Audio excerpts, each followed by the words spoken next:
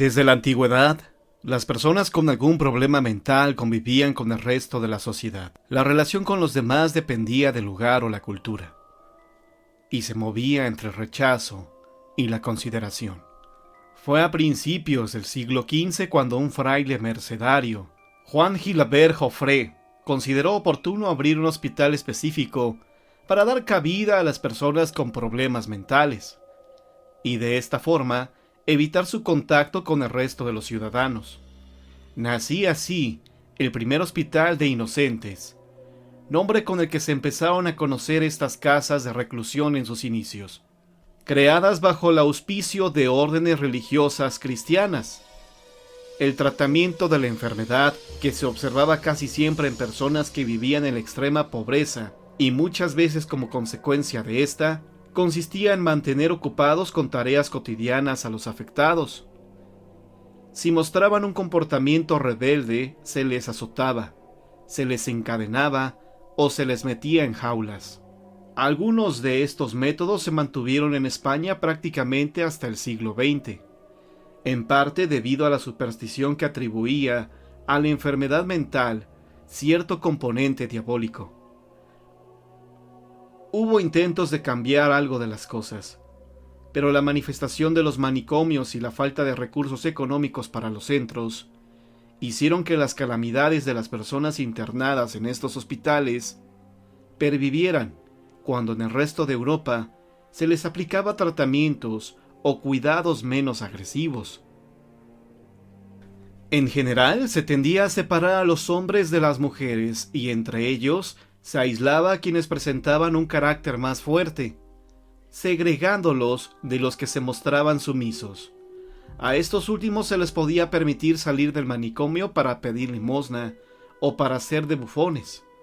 Las personas que atendían a estos enfermos no estaban, ni mucho menos, calificadas para ello. En el siglo XVIII eran las autoridades municipales las que debían emitir la orden de ingreso en un manicomio, y lo hacían no por razones médicas, sino de seguridad ciudadana.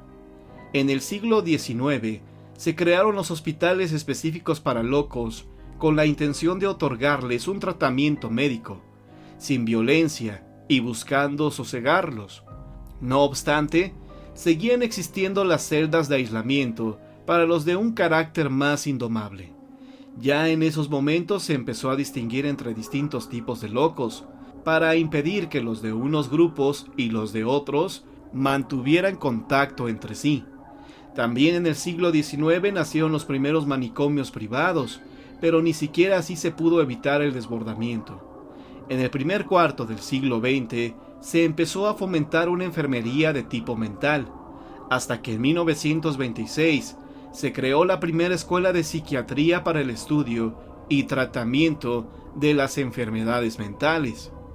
Los hospitales psiquiátricos, sobre todo en las ciudades, permitían a los enfermos más leves entrar y salir de los centros en los que eran tratados.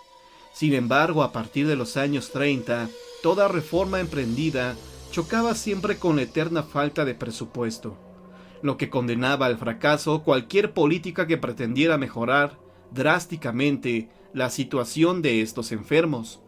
Todavía en esos años se utilizaba el electroshock, la lobotomía o la insulina como métodos para tratar a los pacientes. En 1950 se empezó a utilizar el primer medicamento antipsicótico y en 1970 se creó la especialidad del ayudante técnico sanitario psiquiátrico. El cambio más radical y definitivo llegaría a mediados de los años 80, cuando el Ministerio de Sanidad llevó a cabo la plena integración de la salud mental dentro de la asistencia sanitaria general, acabando con cerca de 600 años de dolor y sufrimiento para las personas con alguna enfermedad psiquiátrica. El Hospital Psiquiátrico King Seat funcionó en Auckland entre 1932 y 1999. Durante los 67 años que estuvo abierto, este manicomio neozelandés acumuló las más variadas denuncias sobre abusos y crímenes sufridos por sus pacientes. Luego de que muchos de estos casos salieran a la luz, la institución fue clausurada y desde entonces permanece abandonada. Pero eso no hizo que el hospital psiquiátrico KingSett desapareciera de la vida de los vecinos de Auckland. En la última década, son más de 100 las personas que aseguran haber visto ahí o en las inmediaciones a fantasmas, espectros y distintos seres de ultratumba. Recientemente, la institución fue adquirida por una empresa que realiza competiciones nocturnas de paintball. Sin embargo, la gente que acudía a este lugar se quejaba de que los espantaban a cualquier hora, y muchos de los clientes comenzaron a ausentarse. Cansados de esta situación, la empresa decidió contratar a la organización Haunting Auckland, especializada en el estudio de estos fenómenos paranormales. Mark Waldbank, jefe del equipo, contó al diario Mail Australia que tras una ardua investigación descubrió algunas cosas inquietantes. Por ejemplo, que a lo largo de su historia, en el manicomio, fallecieron más enfermos que pacientes, la gran mayoría por suicidios. Las fuerzas del personal nunca eran suficientes para controlar a los 800 internos, que habitualmente se atacaban entre sí.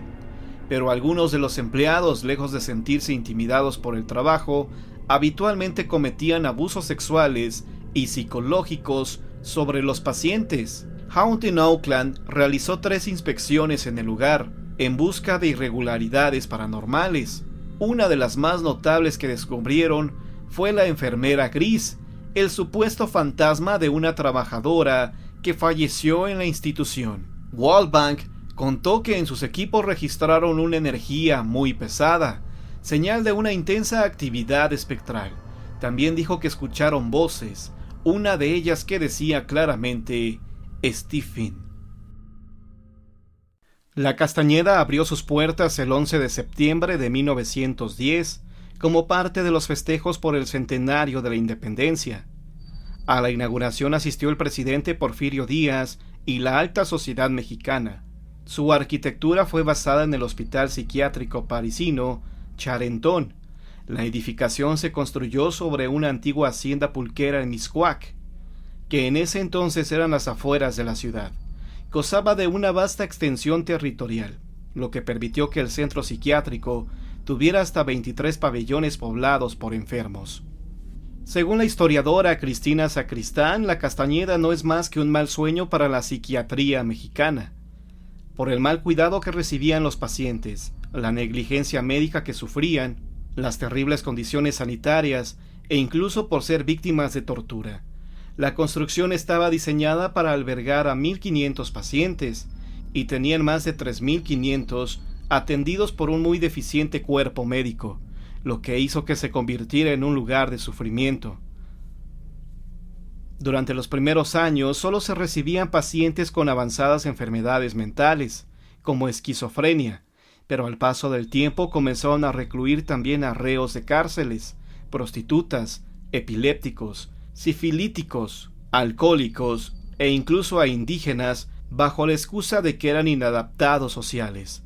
El caos que había adentro provocó que se cometieran crímenes de todo tipo. Algunas personas la describían como las puertas del infierno. El maltrato que recibían los pacientes era vergonzoso.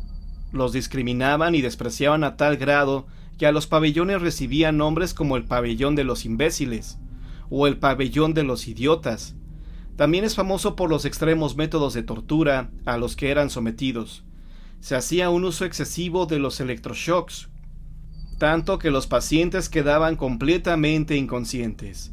Cuando se consideraba que un paciente tenía un comportamiento inapropiado, los bañaban con agua helada e incluso los encerraban por días en sitios húmedos y llenos de ratas.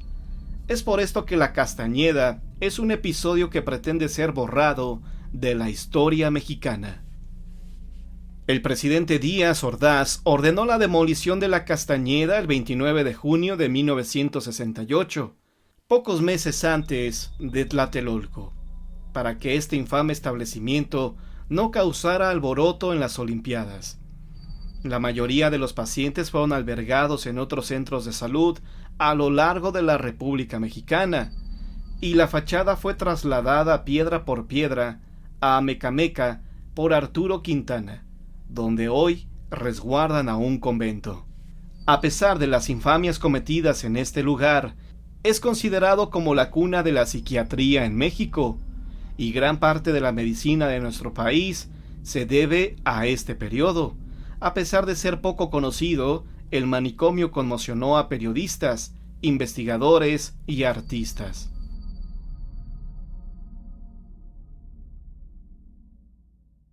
El manicomio maldito. Margarita estaba casada y no tenía tiempo ni para su marido. Dueña de un negocio, pasaba largas horas en él, ya que lo disfrutaba a pleno y le dejaba mucho dinero. Incrédula totalmente en cosas paranormales, era una mujer seria, que si bien respetaba a aquellos que creían en fantasmas y esas cosas, no dejaba, en el fondo, de ser tonterías para ella. Cierto día llegó un telegrama que recibió con preocupación, convencida que sería el pago de alguna factura atrasada, pero no porque no tuviera dinero, sino por distraída, ya que con todo el trabajo que tenía, a veces le pasaba de dejar vencer los plazos de las mismas. Pero no se trataba de una factura atrasada. Su marido Jorge había fallecido. Lo primero que ella hizo fue releer el telegrama, porque no entendía cómo pudo haber pasado esto. Era cierto que casi ni lo veía por los días, y la noche anterior había llegado tardísimo a su casa. Pero de ahí a que le llegara un telegrama con esta noticia, era algo totalmente inesperado. Resultó ser que su marido, ante la indiferencia de su mujer, vagó todo el día por las calles. Rondó un manicomio que quedaba en el pueblo donde vivía, lejano a su casa, y ahí se lo encontró tirado y sin vida. Lo que llamó la atención de Margarita fue que Jorge, las pocas veces que tenían tiempo para distenderse y hablar, le comentaba sobre las leyendas urbanas e insistía mucho sobre una especialmente, que se había producido en un lugar donde se encontraba la gente desequilibrada. Hacía muchos años, un manicomio se habría incendiado, matando a la mayor parte de los internados ahí, y solo 2 de ellos habrían sobrevivido. Esos 2 locos serían los encargados de vigilar el lugar para que nadie entrara. Un lugar totalmente destruido por el fuego, un lugar inhóspito. Eso fue todo lo que llegó a saber Margarita de boca de su esposo ahora difunto, pero ella era totalmente incrédula de todo. No creía en nada, ninguna religión, ningún ser superior, nada. Corrió con todas sus fuerzas a este lugar y buscó un hotel cerca del sitio donde su marido había fallecido. Por la noche, sintió gritos de desesperación y penetró por el cerrojo de la puerta una luz que no la hizo temblar, pero que le llamó mucho la atención. Cuando se levantó para ver qué era y aprovechar de paso para ir al baño, se encontró con un papel pegado en el espejo que decía: «Vete de aquí». La letra era idéntica a la de su marido. Pensó que todo se trataba de una broma de muy mal gusto, por cierto, pero en ese momento sintió un escalofrío que la obligó a mirar por la ventana, y lo que vio la congeló. Un hombre yacía colgado fallecido de un cable que atravesaba desde el techo hasta el primer piso. Por el viento, el cable giró y fue ahí donde pudo ver el rostro del desdichado hombre. Se trataba de su marido. Salió corriendo aterrorizada. Quería abandonar cuanto antes ese hotel y en su huida se refugió en el manicomio que estaba próximo. Se equivocó al entrar en ese lugar. Se dirigió al lugar menos indicado, pues ahí comenzó a escuchar unas carcajadas a lo lejos que parecían acercarse cada vez más.